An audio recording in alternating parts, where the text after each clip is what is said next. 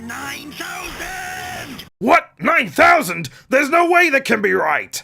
Whoa, I just got blasted back to like 2006. Hey guys, how's it going? I'm MegaGWolf and welcome back to the Sonic Hack Showcase. Today we're looking at Mobius Evolution, and this one's a biggin. We're talking a full hack all the way through, with such great character choices as Sonic and also other Sonic, which is reskinned to look like Blaze because they're literally no different. Unless there was just a way to activate stuff that I just didn't know, because I was pressing buttons up, down and all around and I just could not get anything different to happen. I mean, I'm not exactly complaining, it's just cool to have an aesthetic choice of being able to play as Blaze, which I did for the sake of the fact that I kind of regretted not playing as Shadow in Return of Shadow back a few episodes. But this hack has it all, man. We're talking graphical changes, we're talking music changes, layout changes, enemy changes, even boss changes that are pretty damn cool, I must admit. Apart from one boss that really smokes my bacon, but we'll get there in a minute. They even add fresher gimmicks to the hack itself,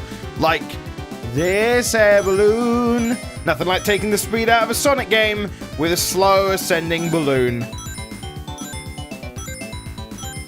Yeah, this is a good choice. I do really enjoy the fact that every level has something new to look at, something new to listen to, and some cool enemies that might actually throw you off because of the way they act. And I mean, of course, certain themes are the same, even with a different look. This is still basically Green Hill Zone when you think about the structural design. You still have dirt and grass on top with trees in the background, but it looks so much different from the original. It feels new, even if the structure is pretty much the same thing.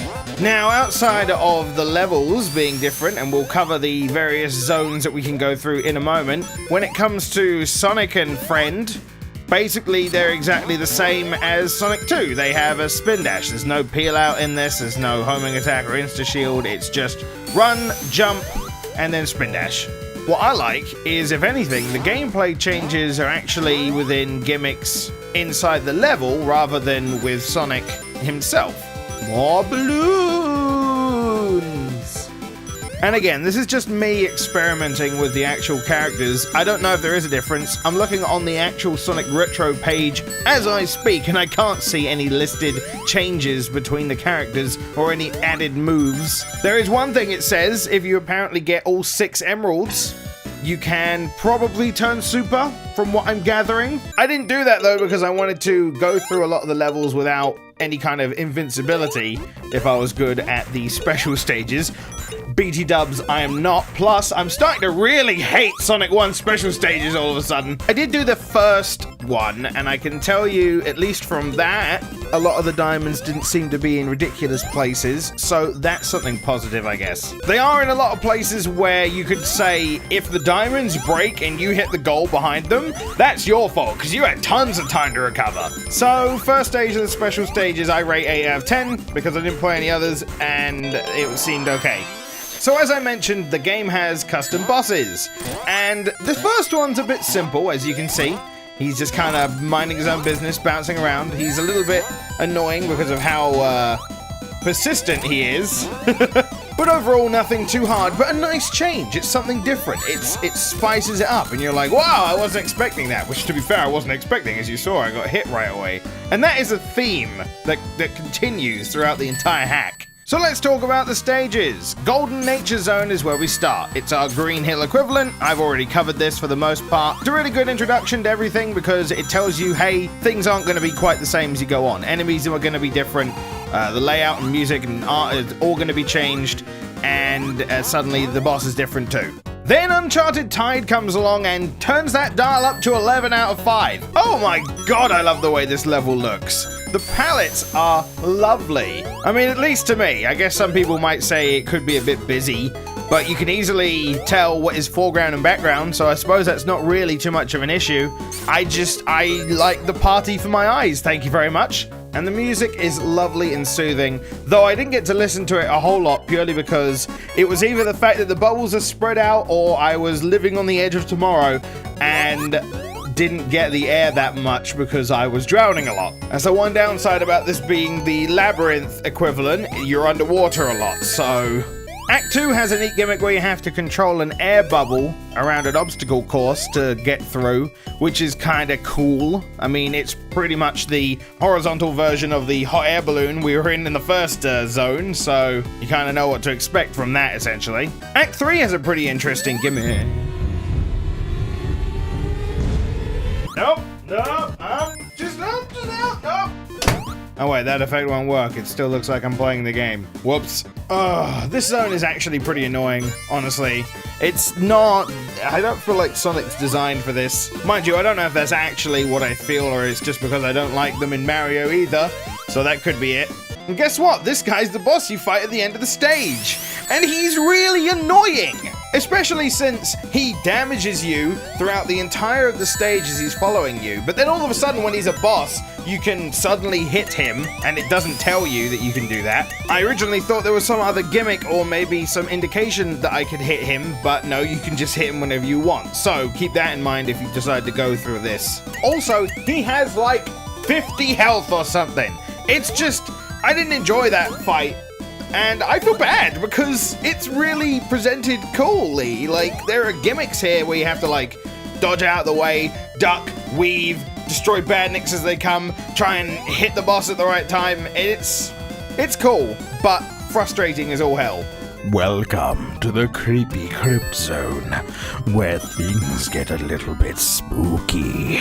And it could honestly be my favorite zone, and it might be because of the atmosphere and theme alone. I've always wanted someone to try their hand at doing something creepy in Sonic, like a horror-themed hack. And I don't necessarily mean like jump scares galore, but something that makes you feel creepy, something that's eerie, something that's kind of in your head in a way, or I don't know exactly how to word it because I'm not great at the horror genre, but I've always been curious about what it would be like if someone tried to do it in a Sonic hack. And honestly, at the moment at least, this is the closest thing I got. The atmosphere is quite nice, the music's kind of eerie, I like the color palettes, and I like the design of the bricks. I mean, essentially it's Marble Zone, there's not a whole lot else to say about that, but I love the way that the map gets like way darker the deeper in you go. It actually gave me quite an unsettling feeling, and these boo-like creatures are really, really annoying, which kind of added to tension a bit. And overall, I feel like this was a really cool set of stages. I mean, it's nowhere close to what I was thinking of, but it's definitely a step in that direction, and that kind of tickled me in a way. I liked it, so this probably is my favorite set of stages, honestly. But apart from that, it's not really too much noteworthy stuff outside of the fact that it's just Marble Zone, so... No, wait, I tell a lie. That's pretty cool. I like the whole falling through a coffin thing. That's pretty cool. Nothing says spooky horror scary place like a tank with bombs. That's what this boss is. It's pretty cool though, although a little bit easy to cheesy. I like it though. Sounds a cool set of stages. Here's where things get a little bit crazy, Neon Star Zone. And I will say that the level design goes down a little bit, just a tiny bit, because there are some situations where spikes are put in a little bit of a dick location. Honestly, there's one area that is just a spring that leads into a single spike. That's all it is.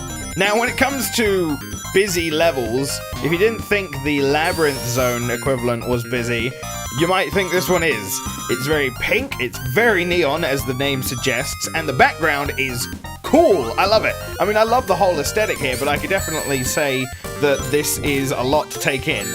Also, the enemies are cool. They're like these cats that scratch off spike bombs. I mean, okay, that's cool, I guess. And they've changed the way that these guys work. They like alternate between straight shots and bouncy shots. It's really cool. I love the amount of work that's put into this hack, honestly. Even with my little nitpicks here and there about Blaze not being a whole lot different, some of the bosses' difficulty and the general layouts of the later levels are a bit iffy. Overall, the whole experience has been phenomenal. This set of stages probably has my favorite gimmick of the hack too. These platforms that when you spin dash on them rise you up, and then you have to time yourself to go to where you want to go. And it's got these cool little, like, slingshot things that I remember seeing from, like, was it Rush? Is it Rush that they were announced or put in first? I don't remember. But they're cool. Where the kind of iffy level design comes from a little bit is I found myself getting lost around this area, and it was only because I didn't realize one of the ceilings, is a thing you could hit to knock it down, like one of the staircases, similar in the Starlight Zone. So that's why I'm like, well, although I do notice in recording there were some rings kind of pointing to that direction, I didn't kind of see a difference in the actual ceiling, so it didn't strike me as a thing. So it could be entirely my fault. I don't know. It depends what you think. The boss in this zone is easily my favorite, even though he's a little bit confusing. He uses stars and he like teleports around and has patterns for the stars, and he's like all over the place. I don't know what's going on. I just know I like it. It's pretty cool. But it's definitely a step down from Fish McGee. Because that guy, that should be like some final boss level shit. Next up is Mad Parkland Zone, and what can I say? It's mad. It's a cross between Spring Yard and Casino Night. That's all you need to know, because the whole thing is basically revolving around that. The reason why I feel like I like this stage so much is because I love the shade of green that was used. It's a much darker shade of green that I'm used to, and it actually is quite nice on the eyes. Oh yeah, this guy's a right dick. He's got bumpers floating around him, and he starts firing out bumpers as well as spikes, and then in the second phase it's just spikes, and you get knocked around, and it's like, it's interesting. It's definitely a clever way to do it. Thankfully, because of this annoyance, he's actually very weak. He goes down in just a few hits. So, good on you. That's a good boss. I like that one. Egg Hell Zone, or as I like to call it, where I didn't continue playing the game anymore. It's not because of frustration. I mean, it's partially because of frustration. I went through quite a big chunk of this level and did not find a checkpoint in the slightest, as well as had this really weird thing. I don't know if it was intentional, but my, like, gravity got 10 times heavier, and I don't know what it was. Like, I'd jump and I would fall like a rock. And the problem is with this level is that it's got a gimmick that isn't very good, in my opinion. It's got like this rope swing gimmick that is really not responsive at all and doesn't do what you feel like it should do. And especially with my gravity issues, I basically couldn't do it very effectively.